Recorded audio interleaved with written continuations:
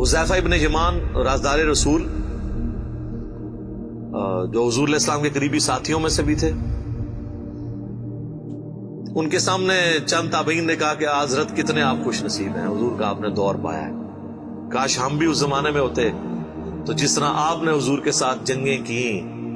آپ کے ساتھ مل کے آپ نے دین کا کام کیا، ہم بھی کرتے۔ تو حضرت حذیفہ نے کہا یہ اتنا آسان کام نہیں ہے، اس طرح کے دعوے نہ کرو، آج یہ بات کرنا آسان ہے نا۔ تو نبی صلی اللہ علیہ وآلہ وسلم کے مبارک زمانے میں انہوں نے کہا میں تمہیں ایک واقعہ صرف سناتا ہوں کہ غزوہ خندق کے موقع پہ سخت سردیوں کی رات تھی، تو حضور علیہ السلام نے ندا دی اصحاب میں کہ کون ہے جو جا کے کافروں کی جاسوسی کرے ایک سخت رات کے اندر اور جنت میں اللہ کے نبی کا پڑوس حاصل کر لے۔ اللہ اکبر، ہاں سبحان اللہ،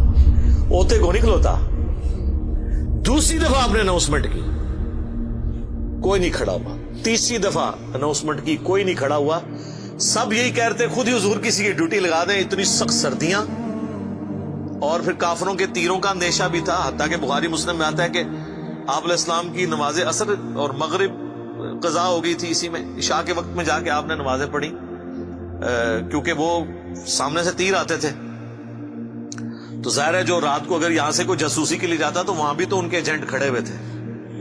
تو 3 دفعہ آپ نے اناؤنسمنٹ کی، چوتھی دفعہ آپ نے فرمایا حذیفہ،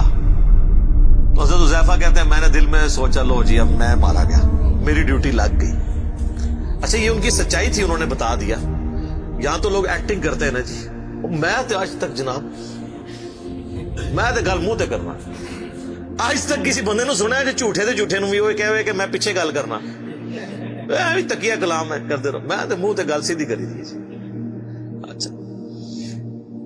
تو حضرت حذیفہ کہتے ہیں کہ حضور نے جب بلایا تو مجھے کہا جاؤ، ان کا میں تو پھر اب انکار تو نہیں کر سکتا تھا، تو حکم آ گیا۔ پہلے تو ایک آپشن بھی تھا بچنے کا، کہتے ہیں میں اپنی جگہ سے اٹھا اور میں دل میں سوچ رہا تھا کتنی ٹھنڈ بار، اور اس حالت میں جاؤں گا۔ کہتے ہیں اللہ کی قسم جب میں اپنی جگہ سے اٹھا مجھے یوں لگا مجھے کسی نے نا کوئی کمبل اڑا دیا ہے، نہ نظر آنے والا، اور میں ایک گرم حمام میں داخل ہو گیا ہوں۔ یہ معجزہ ظاہر ہوا۔ اور کہتے ہیں میں سخت سردیوں کی رات میں اسی طریقے سے باہر چلا گیا، جا کے میں نے جاسوسی کی، اور کہتے ہیں کہ ایک لمحہ آیا کہ ابو سفیان میرے ایک تیر کے نشانے پہ تھا، تو میں نے کوشش کی کہ میں اس کو ادھر ہی مار دوں، لیکن مجھے حضور کی بات یاد آئی، آپ نے بھیجتے وقت کہا تھا کہ دیکھنا کسی پہ تیر نہیں چلانا، کوئی نواں ماز نہ کھول کے آ جائے، ایک کام نہ کریں۔ تو کہتے ہیں پھر میں رک گیا، ابھی حضور نے منع کیا۔ ظاہر ہے پھر رات کو جنگ چھڑ جاتی، پھر ایک نیا، ظاہر ہے یہ دیکھیں ڈسپلن تو نہیں لوز کرنا نا،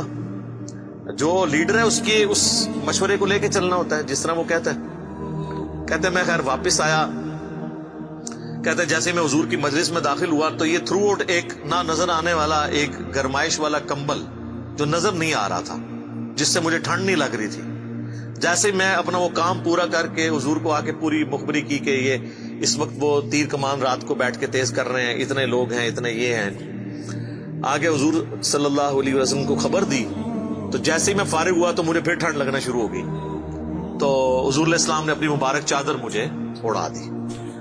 تو یہ وہ پوری حدیث ہے، تیرے ہوتے جنم لیا ہوتا۔ تو یہ کہنا آسان ہے میرے بھائی، بڑا مشکل ہے۔ یہ غزوہ احد میں بھی